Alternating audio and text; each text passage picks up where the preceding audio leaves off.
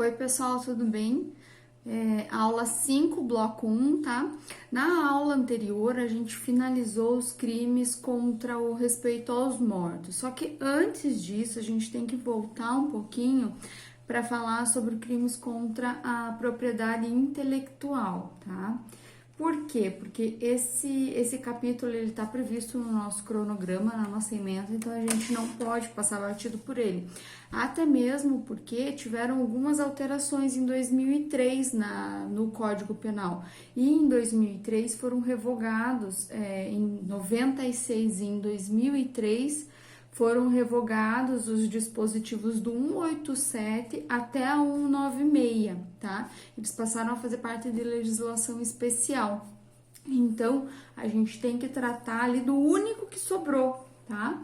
Que é a 184, que é a violação de direito autoral, que é o mais comum que a gente tem, né? Que é o mais simples, tá? E lá no artigo 184 do Código Penal fala assim: violar direitos de autor e os que lhes são conexos, pena detenção de 3 meses a 1 ano ou multa, tá? Então, ele tem mais 4 parágrafos, mas vamos começar pelo caput, tá? No caput, a previsão é quando há uma adulteração, uma modificação de uma obra-prima de determinado autor. Pode ser livro, pode ser um artigo científico, um artigo jornalístico, pode ser música, pode ser um áudio-vídeo, pode ser um vídeo, tá? Se há uma adulteração, uma modificação sem a autorização do autor, incorre nessa penalidade aqui, tá? Detenção de 3 meses a 1 ano ou multa. Essa previsão do caput não tem que ter cunho mercantil, tá? Por quê? Porque a previsão mercantilizada está previsto no parágrafo 1º, que daí a gente vai falar em uma forma qualificada do crime, tá? Então, vai qualificar o crime quando a intenção daquele adulterador, daquele copiador, daquele modificador é de ganhar dinheiro com aquilo, ou submeter à venda, ou modificar para passar para um terceiro vender, que são as condutas assemelhadas daí, tá? Então, lá no parágrafo 1º, que é a qualificadora, vai falar assim: se a violação consistir em reprodução total ou parcial, com intuito de lucro direto ou indireto, que é o caso daquele que faz todas as cópias e depois distribui para alguém vender, esse é o lucro indireto, tá?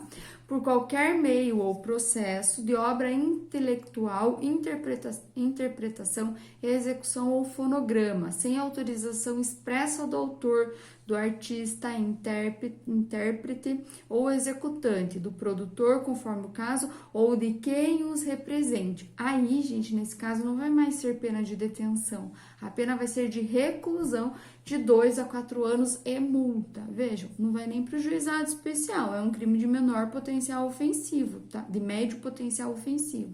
Vai para a justiça comum. O procedimento vocês vão ver lá para frente, tá? Em processo penal, que é um procedimento sumário, tá? Lembrando que o procedimento do juizado especial é sumaríssimo e na justiça comum a gente tem o sumário e o ordinário, tá? Então, nesse caso aqui, é um crime de médio potencial ofensivo, tá? A gente tem ainda, a gente tem 2 previsões ainda da qualificadora, tá? São 2 momentos específicos ali do artigo que a gente tem que diferenciar, que é a primeira parte e a segunda parte, tá? Na primeira parte, então, pune-se quem distribui, vende, expõe à venda, aluga, introduz no país, adquire, oculta e quem tem em depósito, original ou a cópia da obra intelectual, tá? Ou do fonograma. Obra intelectual a gente fala em livro, tá? Fonograma a gente fala em CD, tá bom? Deixa eu mostrar pra vocês. Esse é o que eu tô usando agora. Já mostrei pra vocês em sala de aula, tá? Mas não custa mostrar de novo. É o mesmo, tá? Do Rogério Sanches, é o que eu gosto. E o material de apoio, que é a apostilinha, tá? A apostilinha, vocês já receberam ela. Eu ainda não comecei a fazer a segunda parte, tá, gente?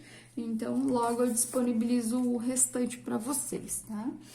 Ainda não tá pronta, né? Esse material de apoio, ele é complexo para fazer, né? Demorado, então são horas e horas de bunda sentada, tá?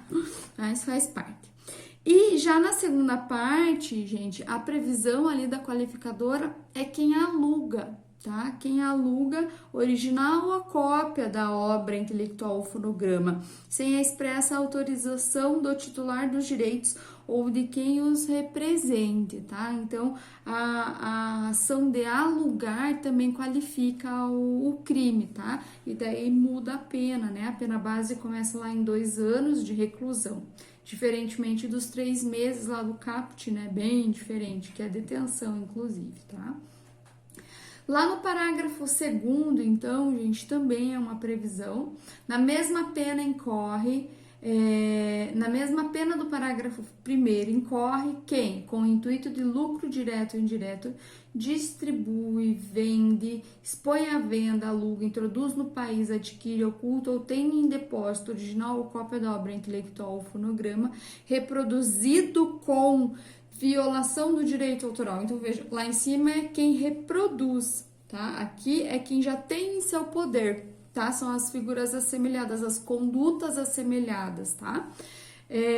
Do artista, do direito reproduzido com violação do direito de autor, do direito de artista, intérprete ou executante, ou do direito do produtor de fonograma, ou ainda aluga original ou cópia de obra intelectual ou fonograma sem a expressa autorização dos titulares dos direitos ou de quem os represente, tá?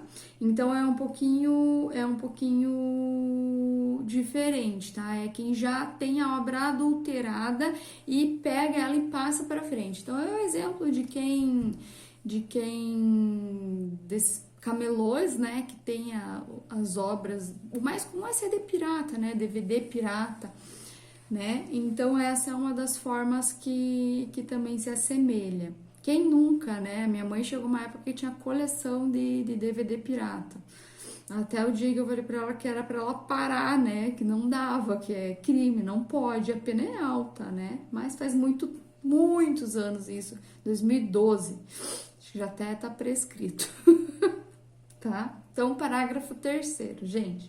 Se a violação consistir no oferecimento ao público mediante cabo, fibra ótica, satélite, ondas ou qualquer outro sistema que permita ao usuário realizar a seleção da obra ou produção para recebê-la em um tempo e lugar previamente determinados por quem formula a demanda com intuito de lucro, direto ou indireto, sem autorização expressa conforme o caso do autor, do artista intérprete ou executante, do produtor de fonograma ou de quem os represente. Então, aqui também é a previsão de quem expõe a venda, né?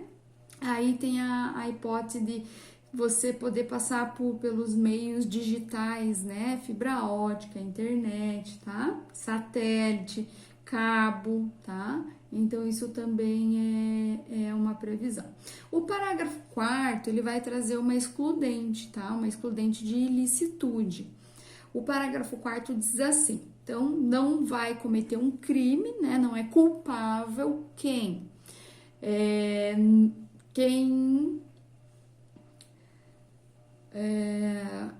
tá pro final aqui. Quem faz a cópia da obra intelectual ou fonograma em um só exemplar para uso privado do copista, sem intuito de lucro direto ou indireto. Então, a gente, né? A gente que pega lá e vai tirar cópia para usar uma parte, né? Ainda que seja um só exemplar ou partes desses exemplares, né?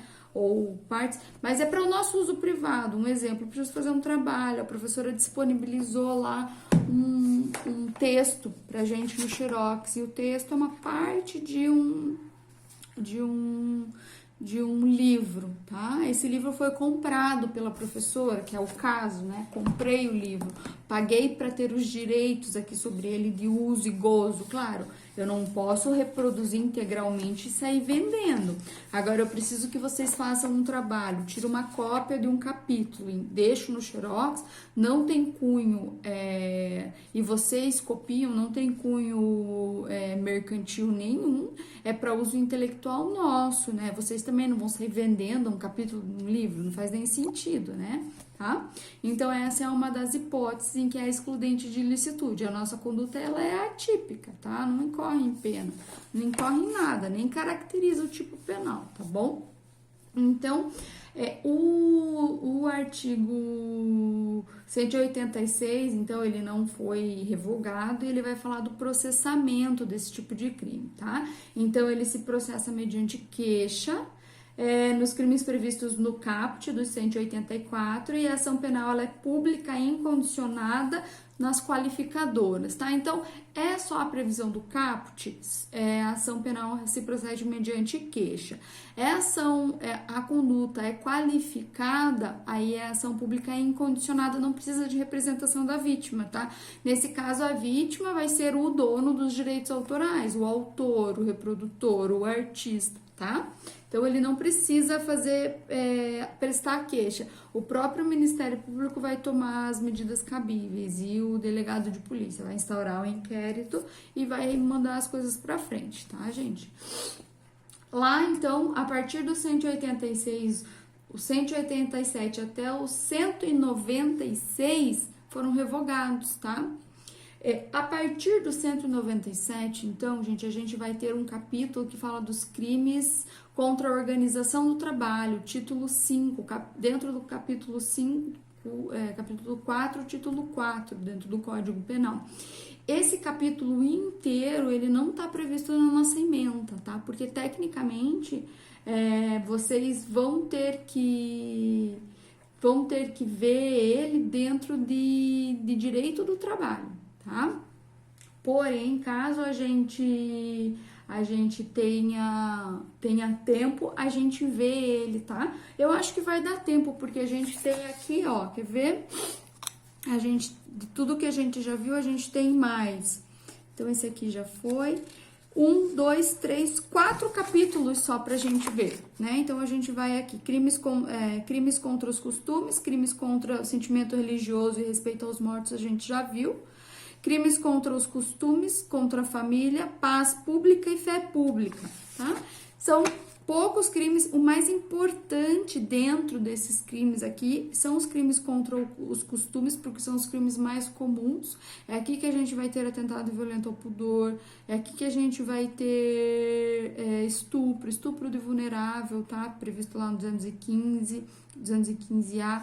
Então, é aqui que a gente vai ter esses crimes mais graves, tá? E os crimes contra a família, paz pública e fé pública, os que são mais graves são de fé pública, que daí a gente vai falar de moeda falsa, falsidade de títulos e outros papéis, falsidade documental e outras falsidades, tá? Agora, crimes contra a família são alguns crimes que, inclusive, alguns já caíram em desuso, né? Que nem o adultério. Adultério não é mais crime, já foi revogado, né? Sempre comento isso com vocês para fazer piada em sala de aula, né? Mas é verdade, né? Não é mais crime, deixou de ser crime, tá? Então, vamos pro próximo, gente. Próximo, antes que acabe esse bloco só pra gente já começar.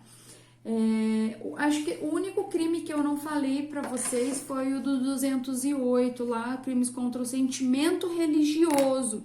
Você escarnear alguém, né? Denegrir, rechaçar, humilhar alguém por conta da crença religiosa ou impedir uma cerimônia religiosa por conta do caráter que ela tem, de outra religião não é a minha, ou você vilipendiar publicamente o ato, objeto de culto religioso, gente, é crime. Tá? Meter fogo numa cruz é crime. Lá nos Estados Unidos fazem isso, né? Aqui no Brasil é crime, pelo amor de Deus. Não façam isso, tá? Tanto que tem até alguns pastores de igreja, que até aparece na mídia, eles falando mal, rechaçando. Veja, você falar que a sua religião é melhor que a do outro não é crime, tá? Porque aí você tá pregando a tua crença. Eu dizer, não, eu prefiro ser umbandista do que ser católica, porque eu acho que a Umbanda tem mais a ver com o Brasil, com a miscigenação, tudo o que o catolicismo fez de errado e blá blá blá. Isso não é crime, tá? Você tá ali exercendo a tua liberdade religiosa. Agora você humilhar de alguma forma, aí constitui crime, tá, gente? Daí a previsão tá no 208 lá.